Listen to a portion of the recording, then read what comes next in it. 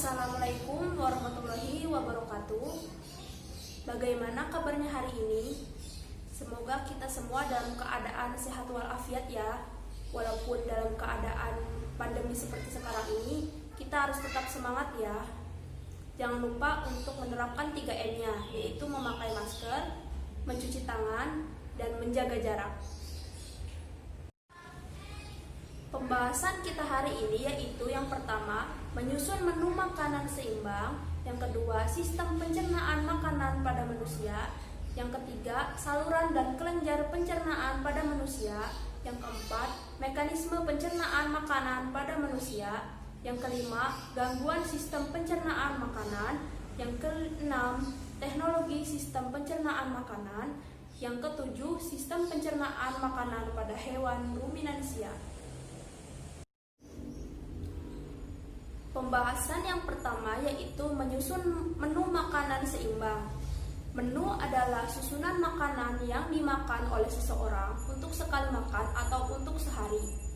Menu seimbang adalah menu yang terdiri atas beraneka ragam makanan dalam jumlah dan proporsi yang sesuai sehingga memenuhi kebutuhan gizi seseorang untuk pemeliharaan dan perbaikan sel-sel tubuh, proses kehidupan, serta pertumbuhan dan perkembangan.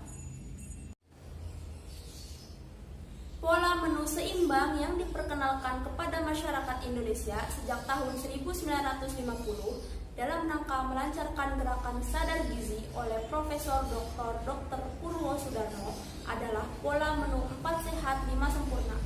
Pola menu 4 sehat 5 sempurna tersebut digali dari menu masyarakat Indonesia pada umumnya dengan susunan sebagai berikut. Yang pertama, makanan pokok memberikan rasa kenyang. Contohnya nasi, jagung, ubi jalar, singkong, talas, sagu, mie, bihun, makaroni, dan lain-lain. Yang kedua, lauk memberikan rasa nikmat, sehingga makanan pokok yang pada umumnya memiliki rasa netral menjadi lebih enak. Lauk terdiri atas lauk hewani, contohnya ikan, daging, telur, kerang, dan ayam, dan juga lauk nabati, contohnya kacang-kacangan, tahu, tempe, dan oncom. Yang ketiga, sayur biasanya dihidangkan berkuah, memberikan rasa segar dan melancarkan proses menelan. Yang keempat, buah sebagai pencuci mulut, contohnya pepaya, nanas, pisang, jeruk, semangka, dan melon. Yang kelima, susu sebagai unsur pelengkap terutama dianjurkan bagi kelompok orang yang membutuhkan protein relatif lebih banyak seperti ibu hamil, ibu menyusui, dan anak balita. Susu mengandung protein yang tinggi dan zat-zat gizi yang mudah diserap. Pembahasan selanjutnya yaitu sistem pencernaan makanan pada manusia. Pencernaan makanan adalah proses pengolahan makanan menjadi zat-zat makanan yang dapat diserap oleh darah dan sisa-sisa makanannya dibuang keluar dari tubuh. Proses pencernaan makanan berlangsung secara mekanis dan kimiawi yang dilakukan oleh sistem pencernaan makanan. Pencernaan makanan meliputi beberapa proses sebagai berikut. Yang pertama, ingesti, yaitu masuknya makanan ke dalam mulut. Yang kedua, pemotongan dan penggilingan makanan dilakukan secara mekanis oleh gigi dibantu dengan saliva. Yang ketiga yaitu peristaltik, yaitu gelombang kontraksi otot polos involunter atau tak sadar yang menggerakkan makanan sehingga tertelan dan masuk ke dalam saluran pencernaan. Yang keempat yaitu disgesti, yaitu hidrolisis kimia yang menguraikan molekul besar menjadi kecil sehingga mudah diabsorpsi oleh darah. Yang kelima, absorpsi, yaitu pergerakan produk akhir pencernaan dari lumen saluran pencernaan ke dalam sirkulasi darah dan limfa untuk digunakan oleh sel-sel tubuh. Yang keenam, defekasi, yaitu proses eliminasi zat-zat sisa yang tidak tercerna dalam bentuk feses dari saluran pencernaan ke luar tubuh. Sistem pencernaan pada manusia meliputi saluran pencernaan dan kelenjar pencernaan. Saluran pencernaan terdiri atas mulut atau kafum oris, tekak atau faring, kerongkongan atau esofagus, lambung atau ventriculus, usus halus yaitu duodenum, jejunum, dan ileum, lalu usus besar atau kolon, rektum, dan anus. Kelenjar pencernaan terdapat pada kelenjar ludah atau saliva, lambung, pankreas, dan hati atau hepar. Yang pertama, kita akan membahas mulut. Di dalam mulut terjadi pencernaan makanan secara mekanis oleh gigi dan kimiawi oleh enzim amilase atau petialin yang menguraikan amilum yaitu polisakarida menjadi maltosa yaitu disakarida. Bagian-bagian penyusun rongga mulut yaitu yang pertama yaitu bibir. Pada mulut terdapat bibir yang berfungsi menerima makanan dan membantu menghasilkan suara. Bibir tersusun dari otot rangka dan jaringan ikat. Bagian luar bibir dilapisi kulit yang mengandung folikel rambut, kelenjar keringat, dan sebasea. Bagian transisional tampak berwarna merah karena mengandung banyak pembuluh kapiler. Bagian permukaan dalam bibir terdiri atas membran mukosa. Yang kedua yaitu gigi. Gigi berfungsi untuk menggigit, memotong, menyobek, dan mengunyah makanan, lalu menambah nilai estetika yaitu membentuk wajah serta berbicara. Makanan dipotong menjadi bagian yang lebih kecil dan bercampur dengan saliva untuk membentuk bolus yang mudah ditelan. Struktur gigi terdiri atas 3 bagian, yaitu mahkota atau korona, yaitu bagian gigi yang terlihat. Lalu leher gigi atau kolum, yaitu diselubungi oleh gusi, dan akar gigi atau radix, yaitu bagian yang tertanam di dalam rahang. Anatomi gigi terdiri atas 4 lapisan, yaitu yang pertama yaitu email, merupakan lapisan keras berwarna putih yang menutupi permukaan gigi. Email berfungsi sebagai pelindung, tetapi dapat tererosi oleh enzim dan asam yang diproduksi bakteri mulut sehingga menyebabkan karies gigi. Fluorida dapat memperkuat email. Yang kedua, dentin atau tulang gigi, lapisan sebelah dalam dari email yang berwarna kekuningan. Yang ketiga, sementum, yaitu lapisan luar akar gigi yang berbatasan dengan tulang rahang. Sementum berfungsi membantu menahan gigi agar tetap melekat pada gusi atau gingiva. Yang keempat, pulpa atau rongga gigi. Di dalamnya terdapat pembuluh darah dan serabut saraf yang menjulur hingga akar gigi. Berdasarkan bentuknya, gigi dapat dibedakan menjadi 4 macam, yaitu yang pertama, gigi seri atau incisivus, berfungsi untuk memotong makanan. Yang kedua, gigi taring atau caninus, berfungsi untuk menyobek makanan. Yang ketiga, gigi geraham depan atau premolar, berfungsi untuk mengunyah makanan. Yang keempat, gigi geraham belakang atau molar, berfungsi untuk mengunyah dan menghaluskan makanan. Manusia memiliki 2 susunan gigi, yaitu yang pertama, gigi primer atau gigi sulung atau gigi susu. Tumbuh pada usia 6-26 bulan, berjumlah 20 buah. Pada usia sekitar 6-14 tahun, gigi primer akan tanggal untuk digantikan dengan gigi permanen.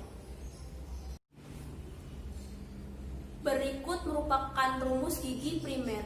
Rahang atas P2, C1, I2, I2, C1, P2. Rahang bawah P2, C1, I2, I2, C2, P2. Yang kedua, gigi sekunder atau gigi permanen atau gigi tetap. Berjumlah 32 buah, tumbuh pertama kali pada usia 6 tahun. Berikut merupakan rumus gigi sekunder. Rahang atas M3, P2, C1, I2, I2, C1, P2, M3. Rahang bawah M3, P2, C1, I2, I2, C1, P2, M3. Yang ketiga, lidah. Lidah berfungsi untuk menggerakkan makanan saat dikunyah atau ditelan, mengecap rasa, dan membantu produksi suara untuk berbicara. Pada permukaan dorsal lidah terdapat papila-papila yang membentuk tekstur kasar.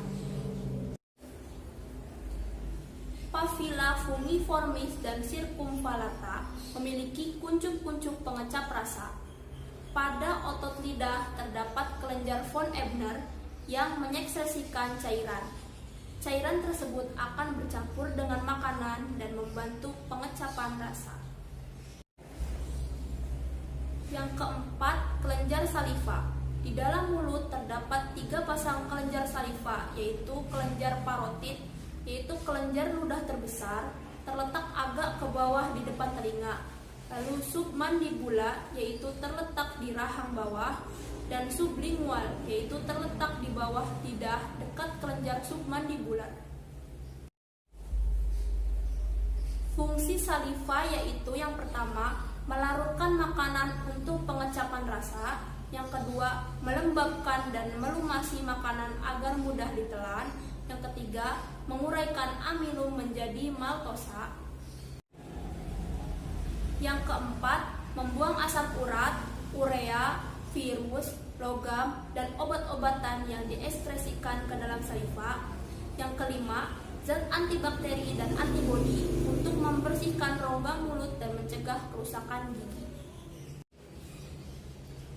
Komposisi saliva yaitu yang pertama, sekresi serosa, mengandung 98% air, enzim amilase, dan ion yaitu natrium, klorida, bikarbonat, dan kalium. Yang kedua, sekresi mukus, lebih kental serta mengandung glikoprotein atau musin, ion, dan air. Pembahasan selanjutnya yaitu faring. Faring berbentuk seperti tabung yang berhubungan dengan rongga hidung, rongga telinga tengah, dan laring. Hubungan tersebut penting dalam produksi suara, memungkinkan manusia untuk bernapas menggunakan mulut, serta memasukkan makanan melalui hidung bagi kebutuhan medis. Faring berfungsi untuk membawa makanan dari rongga mulut menuju ke esofagus.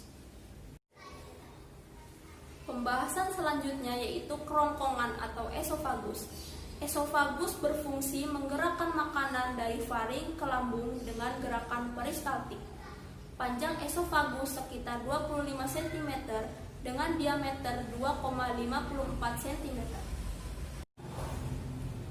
Mukosa esofagus memproduksi mukus untuk melumasi dan melindungi esofagus, tetapi tidak menghasilkan enzim pencernaan.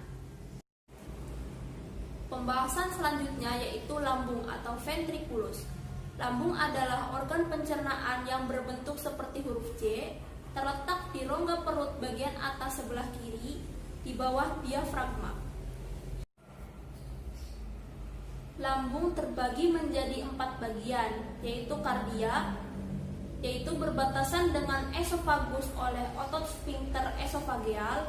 Lalu fundus, yaitu bagian yang membulat terletak di atas sebelah kiri. Lalu badan, yaitu bagian terbesar lambung terletak di bawah fundus.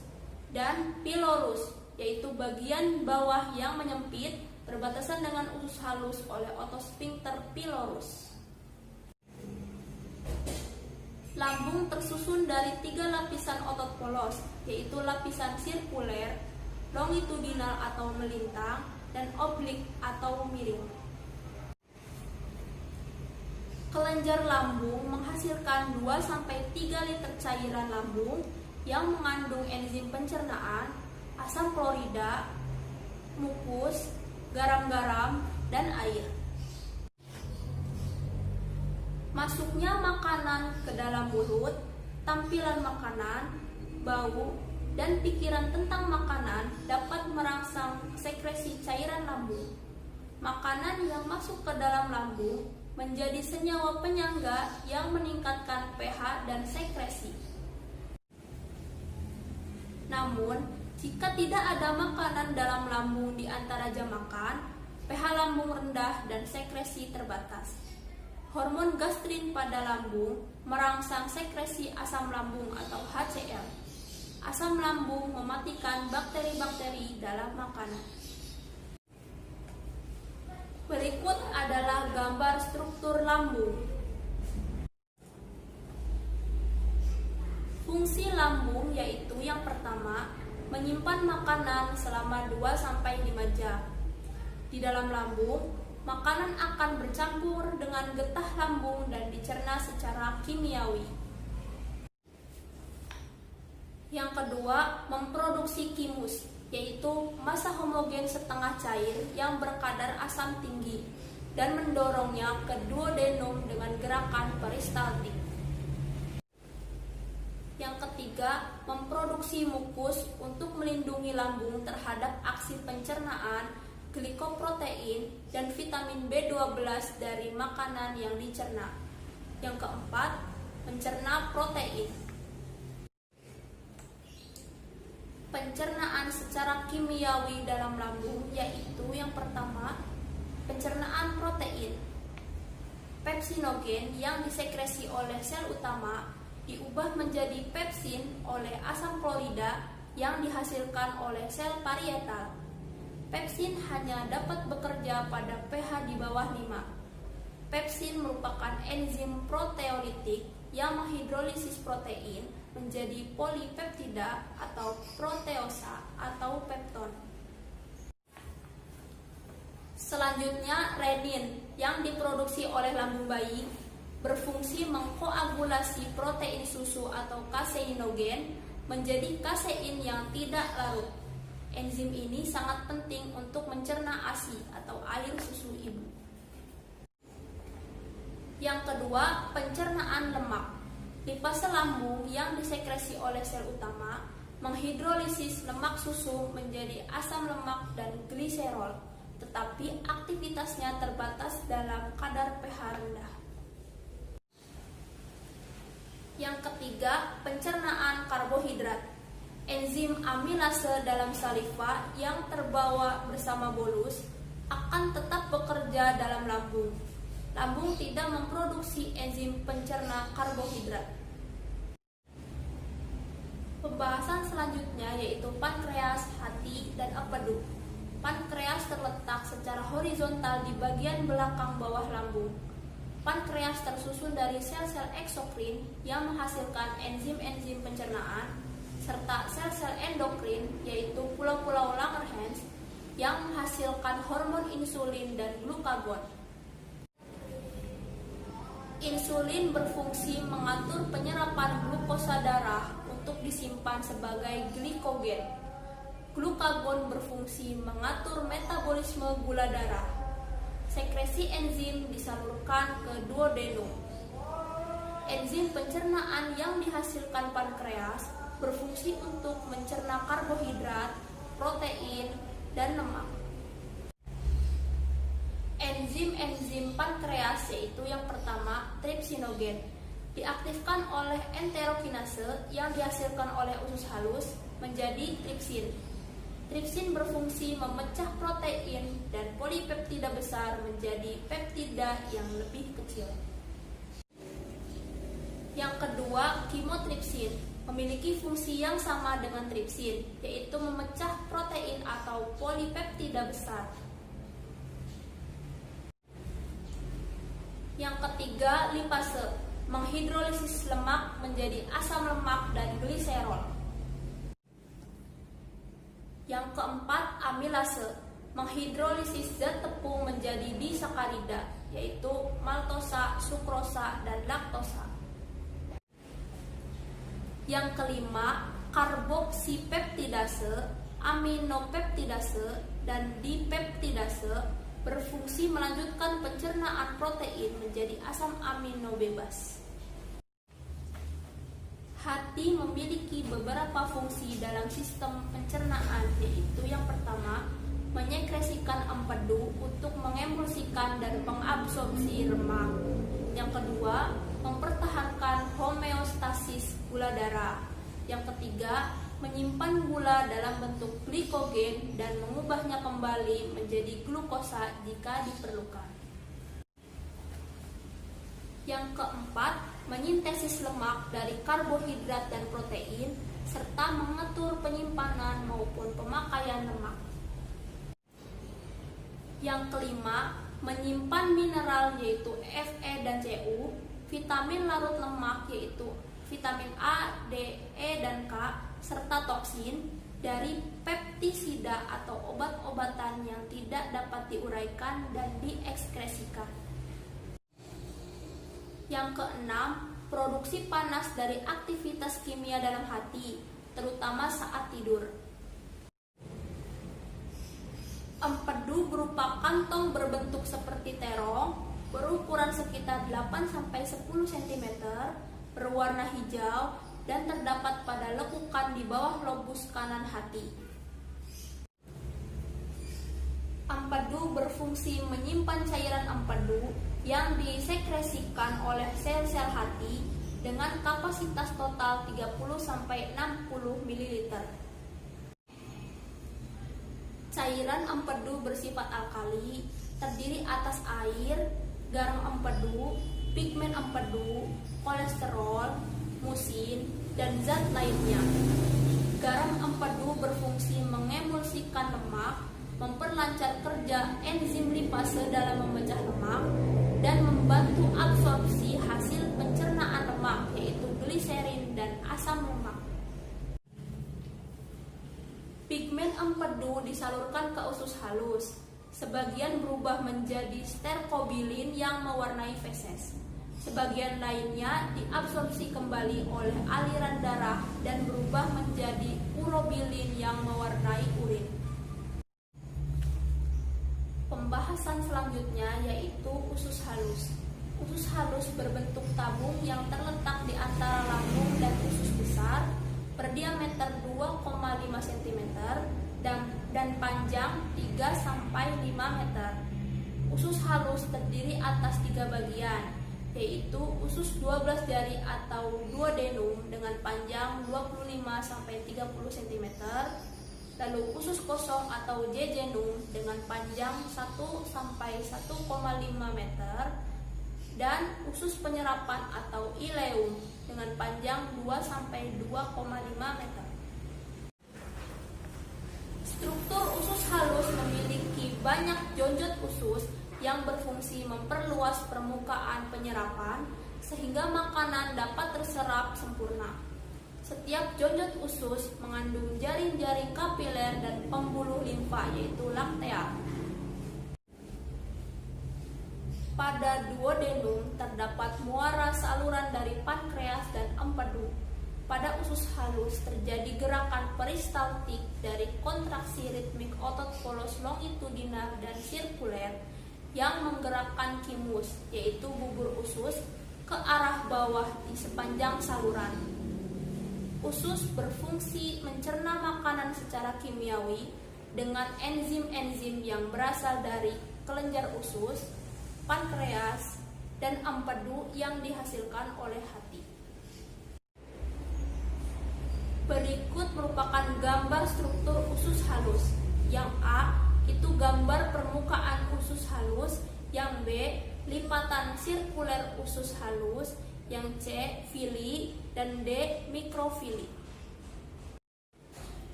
Berikut merupakan tabel pencernaan kimiawi di usus halus.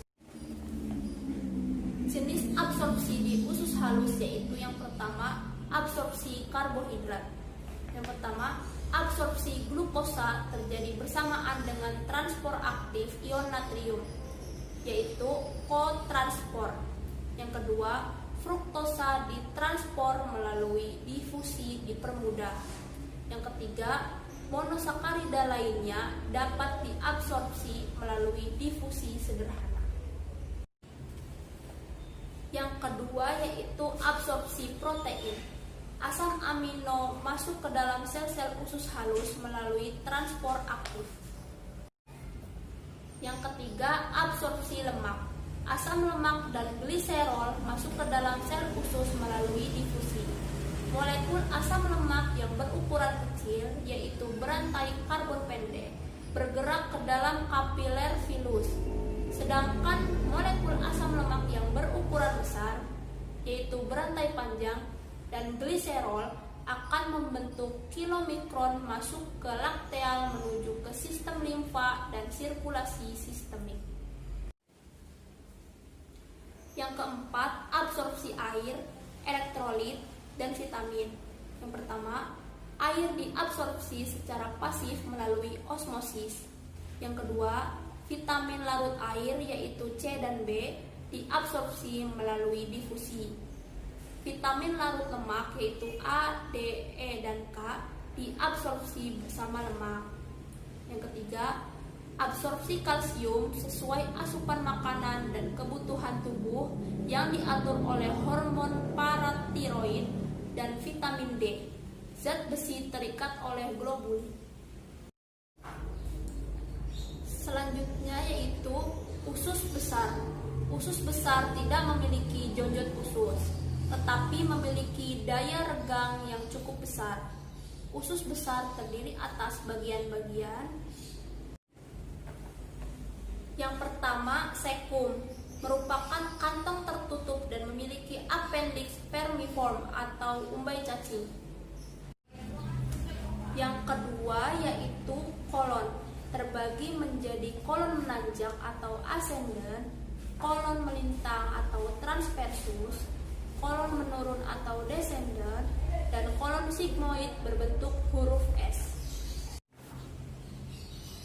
Yang ketiga, rektum, memiliki panjang 12-13 cm, tersusun dari mukosa saluran anal berupa lipatan-lipatan vertikal yang berisi arteri dan vena, sphincter anal otot polos, serta sphincter anal otot rangka yang mengitari anus. Fungsi usus besar yaitu yang pertama, mengabsorpsi 80% sampai 90% air dan elektrolit dari kimus yang tersisa sehingga kimus menjadi semi padat. Yang kedua, memproduksi mukus yang tidak mengandung enzim. Yang ketiga, merupakan tempat bakteri yang mampu mencerna sedikit selulosa dan memproduksi sedikit kalori, serta menghasilkan vitamin K, riboflavin, tiamin, dan gas. Yang keempat, mengeluarkan zat sisa berupa feses. Warna coklat berasal dari pigmen empedu, bau berasal dari kerja bakteri. Pembahasan selanjutnya yaitu gangguan sistem pencernaan makanan. Gangguan sistem pencernaan makanan dapat disebabkan oleh beberapa faktor, antara lain pola makan yang salah, program diet yang ekstrim, bulimia yaitu memuntahkan makanan dengan sengaja, gaya hidup, memakan makanan dengan zat aditif berbahaya, mengonsumsi makanan yang tidak bernutrisi, makanan yang tidak higienis, atau proses pemasakan dan penyimpanan makanan yang salah. Gangguan sistem pencernaan makanan antara lain sebagai berikut. Yang pertama yaitu sariawan, yaitu luka pada mulut yang berbentuk bercak berwarna putih kekuningan dengan permukaan agak cepu, dapat disebabkan oleh luka tergigit, mengonsumsi makanan atau minuman panas, alergi, kekurangan vitamin C dan zat besi, kebersihan mulut tidak terjaga, kelainan pencernaan, faktor psikologis, atau kondisi tubuh yang tidak fit. Yang kedua, muntah, yaitu pengeluaran paksa isi lambung dan keluar melalui mulut. Yang ketiga, muntah psikogenik, yaitu muntah akibat faktor emosi, termasuk yang menyertai pemandangan atau bau yang memualkan atau pada situasi stres lainnya. Selanjutnya yaitu konstipasi atau sembelit dan obstipasi atau konstipasi parah, yaitu pengerasan tinja yang berlebihan sehingga sulit buang air besar. Hal tersebut dapat disebabkan oleh makanan yang kurang berserat atau defekasi yang ditunda terlalu lama. Selanjutnya yaitu gastritis atau radang lambung, yaitu peradangan pada lambung yang menyebabkan sakit, mulas, dan perih. Gastritis dapat disebabkan oleh asam lambung yang berlebihan, makan tidak teratur, mikroorganisme, mengonsumsi obat-obatan tertentu, alkohol, pola tidur yang tidak teratur, dan stres. Selanjutnya yaitu diare, yaitu gangguan berupa feses berubah menjadi lembek atau cair yang biasanya terjadi paling sedikit 3 kali dalam 24 jam. Diare dapat disebabkan oleh mikroorganisme, alergi yaitu fruktosa dan laktosa, kelebihan vitamin C, atau mengonsumsi alkohol dan buah-buahan tertentu. Selanjutnya flatus, yaitu keluarnya gas dalam saluran pencernaan melalui anus. Gas berasal dari udara yang tertelan atau hasil produksi dari bakteri di saluran pencernaan atau kolon berupa gas hidrogen dan metana akibat banyak mengonsumsi gula dan polisakarida. Selanjutnya yaitu pankreasitis, yaitu radang kelenjar pankreas, dapat disebabkan oleh batu empedu dan konsumsi alkohol yang berlebihan. Selanjutnya yaitu appendicitis, yaitu peradangan appendix atau umbai cacing akibat penyumbatan oleh bahan tinja yang mengeras dan tersangkut di dalam appendix yang berakibat pembengkakan dan terisi pus atau nanah atau jaringan mati. Jika tidak diangkat dengan pembedahan, maka appendix akan pecah dan menumpahkan isinya yang mengandung kuman. Selanjutnya yaitu malnutrisi, yaitu keadaan yang disebabkan oleh ketidakseimbangan antara pengambilan makanan dengan kebutuhan gizi. Malnutrisi yang berlangsung lama dapat mengakibatkan penyakit seperti kwashiorkor dan marasmus. Selanjutnya yaitu malabsorpsi, yaitu penyerapan nutrisi yang buruk dari saluran pencernaan ke dalam aliran darah sehingga menyebabkan kekurangan gizi. Selanjutnya yaitu parositis atau gondongan, suatu penyakit menular yang menyebabkan pembengkakan kelenjar ludah atau kelenjar parotid pada leher bagian atas atau pipi bagian bawah, disebabkan oleh virus paramyxovirus. Selanjutnya yaitu peritonitis, yaitu peradangan pada peritoneum, yaitu jaringan tipis yang melapisi organ-organ yang terletak di dalam rongga perut. Peradangan dapat disebabkan oleh infeksi bakteri, jamur, virus, bahan kimia iritan, dan benda asing. Selanjutnya, kolik abdomen, yaitu gangguan aliran normal isi usus di sepanjang traktus intestinal, ditandai dengan kram dan nyeri hebat pada perut yang mungkin disertai dengan mual dan muntah. Biasanya disebabkan oleh peradangan. Selanjutnya yaitu ulcus pepticum, yaitu luka atau peradangan kronis pada lapisan lambung dekat duodenum, yaitu bagian teratas dari usus halus, disebabkan oleh infeksi bakteri Helicobacter pylori. Selanjutnya yaitu gastroenteritis atau flu perut, yaitu peradangan pada saluran pencernaan lambung dan usus halus yang mengakibatkan kombinasi diare, muntah, dan kejang perut. gastroenteritis disebabkan oleh virus atau bakteri. Selanjutnya yaitu serostomia, yaitu gejala mulut kering akibat berkurangnya produksi ludah. Berkurangnya produksi ludah terjadi akibat adanya gangguan saraf pusat, saraf kelenjar ludah, dan perubahan elektrolit ludah. Serostomia dapat disebabkan oleh tumor otak, radang selaput otak, obat-obatan tertentu, penyakit ginjal dan kencing manis, rasa takut atau cemas, serta depresi. Selanjutnya yaitu karies gigi, yaitu penyakit infeksi yang merusak struktur gigi atau gigi menjadi berlubang. Karies gigi dapat disebabkan oleh bakteri penghasil asam. Selanjutnya yaitu hepatitis, yaitu penyakit peradangan hati yang dapat disebabkan oleh infeksi virus, keracunan alkohol, karbon tetraklorida, atau obat penenang tertentu. Pembahasan selanjutnya yaitu teknologi sistem pencernaan makanan.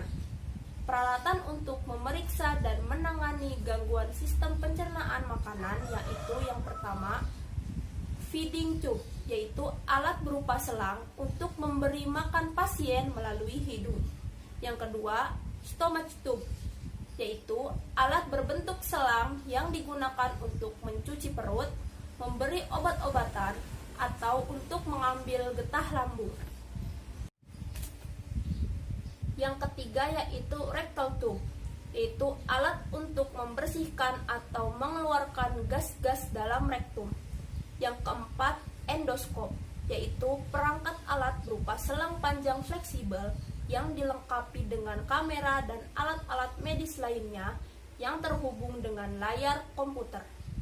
Alat ini dimasukkan ke dalam tubuh untuk keperluan diagnosis, mengambil jaringan, pemberian obat, serta untuk memasukkan atau mengisap cairan. Sesuai dengan kegunaannya, endoskop dapat dibedakan menjadi beberapa macam, antara lain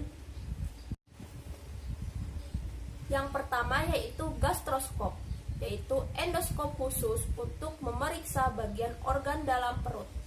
Yang kedua, sigmoidoskop, yaitu untuk memeriksa rongga belokan berbentuk S antara rektum dengan kolon yang menurun. Yang ketiga yaitu duodenoskop, yaitu untuk memeriksa bagian duodenum atau usus 12 jari. Yang keempat, kolonoskop, yaitu untuk memeriksa bagian kolon atau usus besar.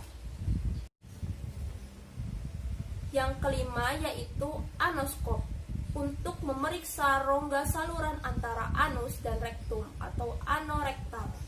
Yang keenam, protoskop, yaitu untuk memeriksa bagian anus atau dubur. Pembahasan selanjutnya yaitu sistem pencernaan makanan pada hewan ruminansia.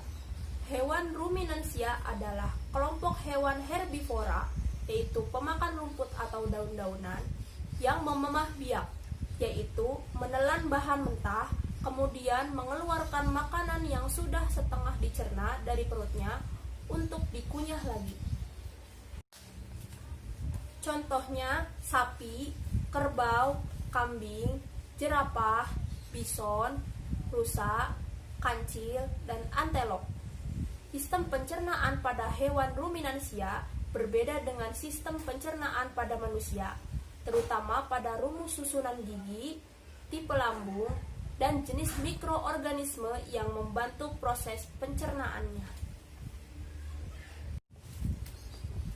Pembahasan selanjutnya yaitu alat pencernaan makanan pada hewan ruminansia.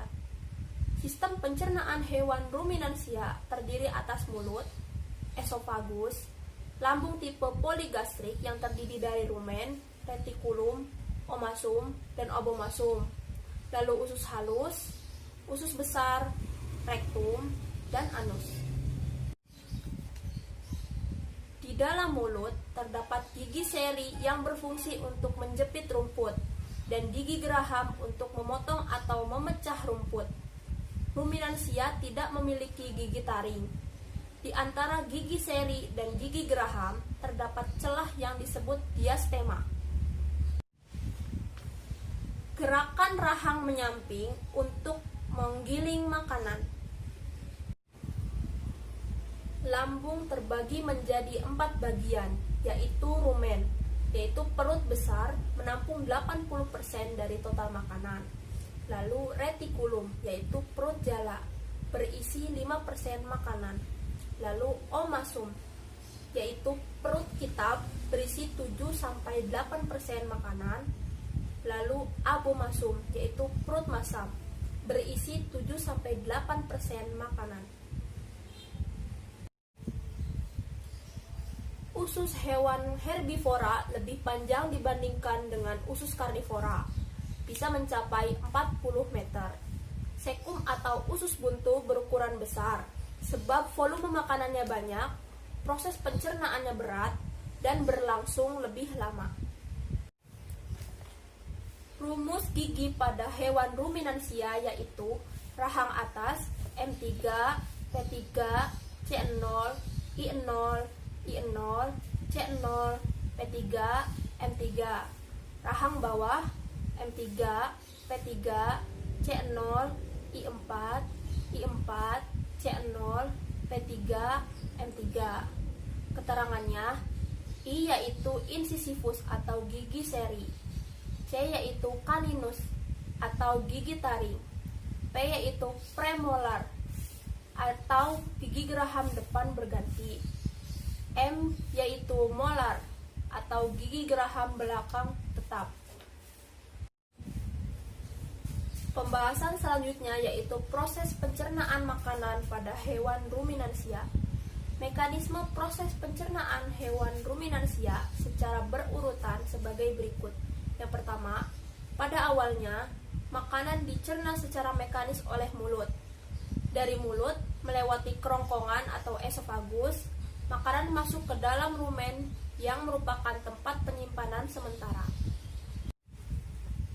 Yang kedua, di rumen terjadi pencernaan protein, polisakarida, dan fermentasi selulosa oleh enzim selulase yang dihasilkan oleh bakteri anaerob dan protozoa tertentu. Dari rumen, makanan diteruskan ke retikulum. Yang ketiga, di dalam retikulum, makanan dibentuk menjadi gumpalan-gumpalan yang masih kasar, disebut bolus. Yang keempat, pada saat hewan istirahat, bolus tersebut akan dimuntahkan kembali ke dalam mulut untuk dikunyah kembali.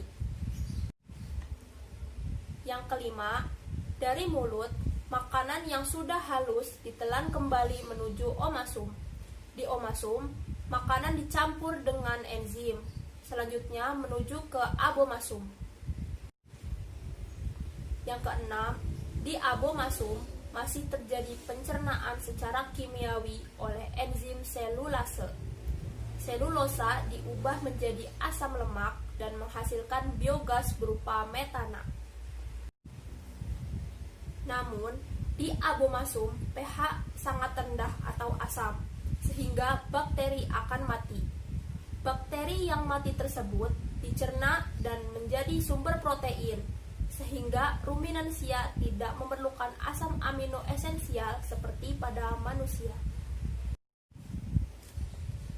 Yang ketujuh, dari abomasum, makanan menuju ke usus halus. Di usus halus, asam lambung dinetralisir. Makanan bercampur dengan enzim-enzim yang berasal dari hati dan pankreas, sehingga karbohidrat, protein, lemak, dan vitamin akan mudah dicerna dan diserap. Penyerapan zat-zat makanan sebagian besar terjadi di duodenum melalui villi atau jonjot usus. Yang kedelapan, makanan yang tidak dapat dicerna masuk ke dalam sekum atau usus buntu dan difermentasikan oleh bakteri. Yang kesembilan, sisa-sisa pencernaan menuju ke usus besar. Selanjutnya dibuang melalui anus. Sebagian bakteri kemungkinan terbawa keluar bersama feses, sehingga bahan organik dalam feses akan diuraikan dan menghasilkan gas CH4, yaitu biogas yang dapat dimanfaatkan sebagai sumber energi alternatif. Sekian pemaparan materi hari ini, semoga bermanfaat bagi kita semua. Mohon maaf apabila ada kesalahan. Wabillahi taufiq wal hidayah. Wassalamualaikum warahmatullahi wabarakatuh.